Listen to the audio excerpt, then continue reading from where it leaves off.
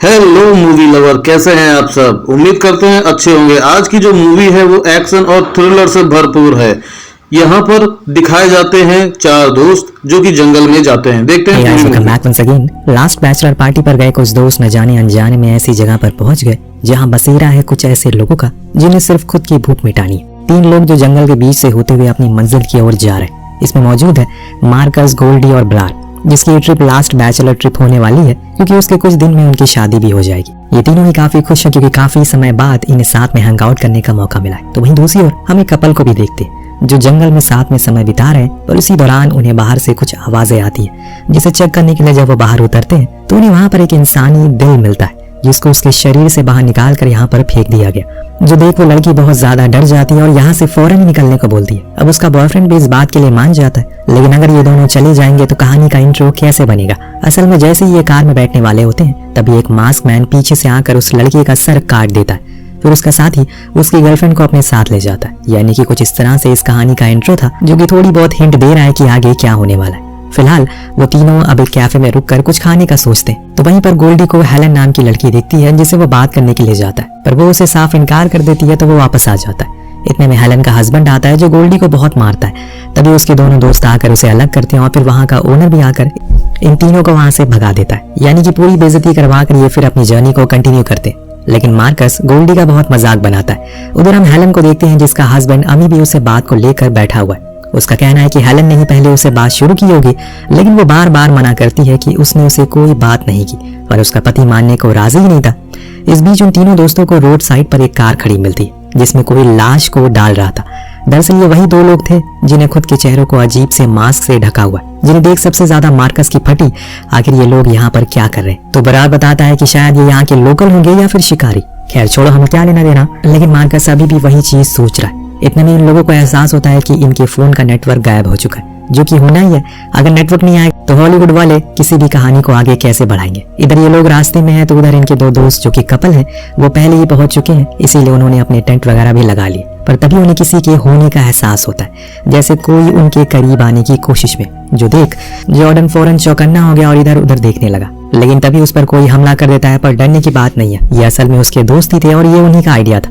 पर केसी इससे बहुत ही ज्यादा डर गई। इधर ये सभी लोग आराम से चिल कर रहे, लेकिन वहां जंगल के भीतर एक घर को देखते हैं जो कि बहुत ही ज्यादा पुराना है, जिसके अंदर काफी सारी छोटी गुड़ियां हैं। पर आखिर ये लोग हैं कौन? क्या कोई तस्करी करने वाले हैं या फिर कोई और?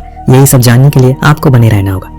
अब सभी दोस्त इकट्ठा होकर बातें करते हैं जिसमें ब्रार उनसे कहता है कि उसकी आखिरी बैचलर पार्टी होने वाली है, तो वो उसे एकदम स्पेशल बनाना चाहता है, जिसके लिए वो एक खास तरह की ड्रिंक लेकर आए जिसको हम सभी रात में पियेंगे।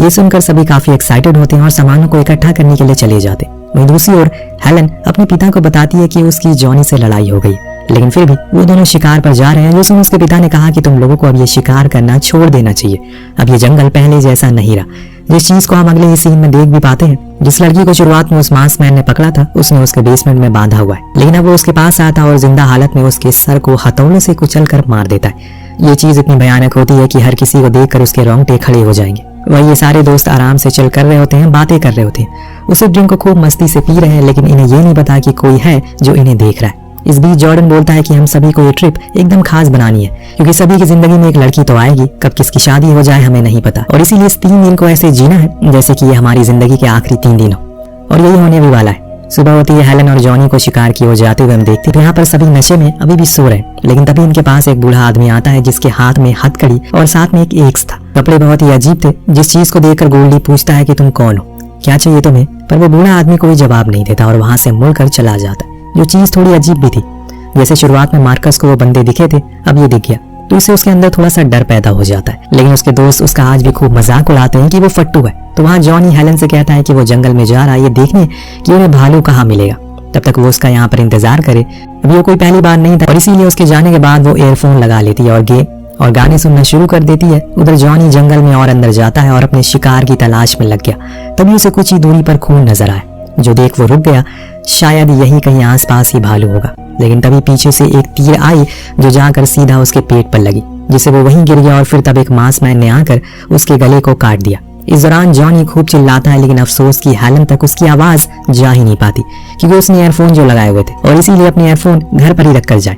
अब एक दिन आराम करने के बाद ये पांचों फैसला करती हैं कि ये ऊपर ट्रैक करके जाएंगे ताकि वहां का व्यू का लुत्फ उठा सके।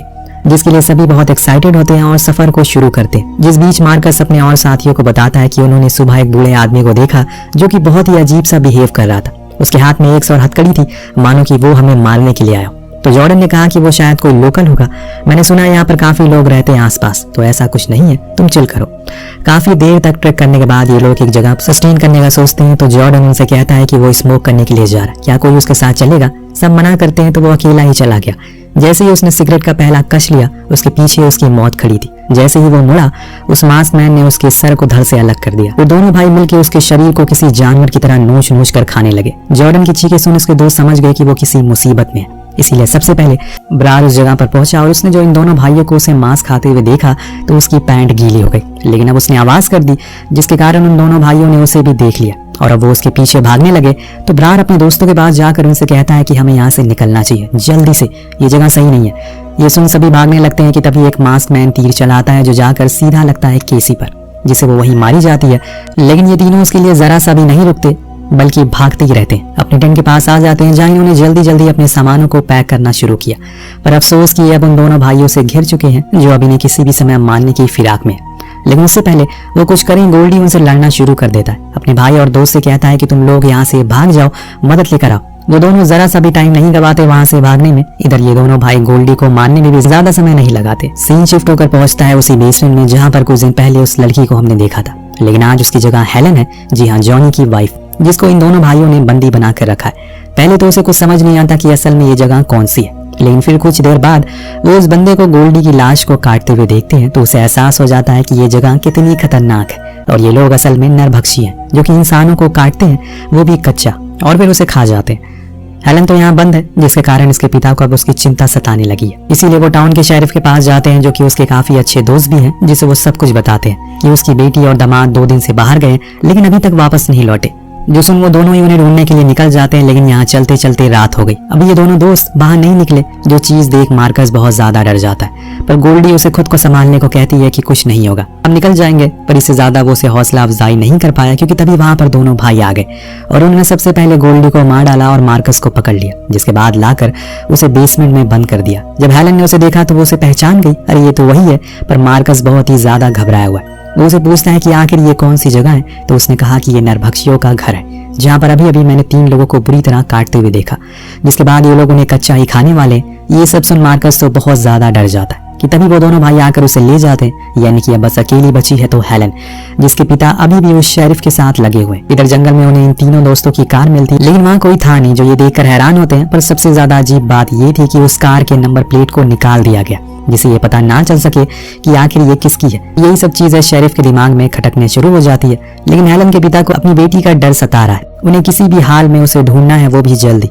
इधर घर में अब खाने का समय हो गया है। आज इनके साथ एक नया मेंबर भी जुड़ा है जो है मार्कस, जिसको ये खाने के लिए साथ में बैठाते हैं। जब उसका मांस हटता है तो वो देखता है कि उसके सामने एक औरत बैठी है जो खुद को इन दोनों भाइयों की माँ बताती है, पर उसकी आवाज एकदम राखी सावन जैसी थी, हरकतें भी वैसी।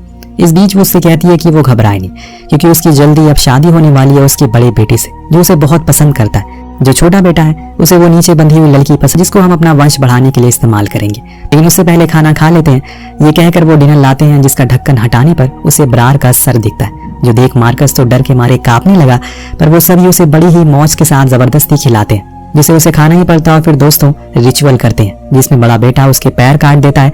फिर वो वेडिंग ड्रेस पहन कर आता है, यानी कि अब शादी समारोह हो रहा है, जिसको पूरा उसकी माँ करती है और फिर उन्हें ऊपर कमरे में जाने को कहती है। ये सब देख मार्कस की हवा टाइट हो रही है कि भाई सब ये सब हो क्या रहा है, इससे बेहतर तो वो उसे मार ही डालते। लेकिन नीचे जब छोटा बेटा जाता है तो उसे वहां पर हेलन अपनी जगह पर नहीं दिखती, क्योंकि वो तो उसके पीछे खड़ी थी, जो बिना समय गवाए उसके गले में रस्सी डालकर उसकी जान लेना शुरू करती है और तब तक रस्सी को ढीला नहीं छोड़ती जब तक वो मर नहीं जाता। वहाँ मार्कस के साथ अब बहुत बुरी चीजें होने वाली है क्योंकि उसका दूल्हा अब पूरी तरीके से तैयार है। तो सोचिए अब आगे क्या होगा। लेकिन समय रहते वहाँ पर हेलन आ गई, जिसने उस आदमी पर हमला कर दिया, पर वो न जाने कैसे पर चूक गया इसीलिए। लेकिन अब उस पर हावी पड़ने लगा है। लेकिन तभी पीछे से मार्कस ने उस पर वार किया और उसे घायल कर दिया, जिससे वो वहां से भाग निकला। अब यहाँ इतना सब कुछ हो रहा है, पर वहाँ अभी भी शेरिफ और हेलन के पिता उन्हें ढूंढने में लगे हुए हैं। पर अब एलन परेशान हो गया अपनी बेटी को ढूंढते ढूंढते, क्योंकि इतनी दूर तो वो गई भी नहीं होगी जितना टाइम लग रहा है। तभी शेरिफ बताता है कि जंगल में एक कॉटेज है, हालांकि वहां पर एक परिवार रहता है, पर उन्होंने कभी किसी को चोट नहीं पहुंचाई, शायद वहाँ हेलन हो। तो एलन कहता है कि ठीक है। इधर एक और हेलन अब भाग रही है, पर पैर में चोट लगने के कारण मार्कस भाग नहीं पाता। लेकिन तभी वहाँ हेलन के सामने बड़ा बेटा आ जाता है।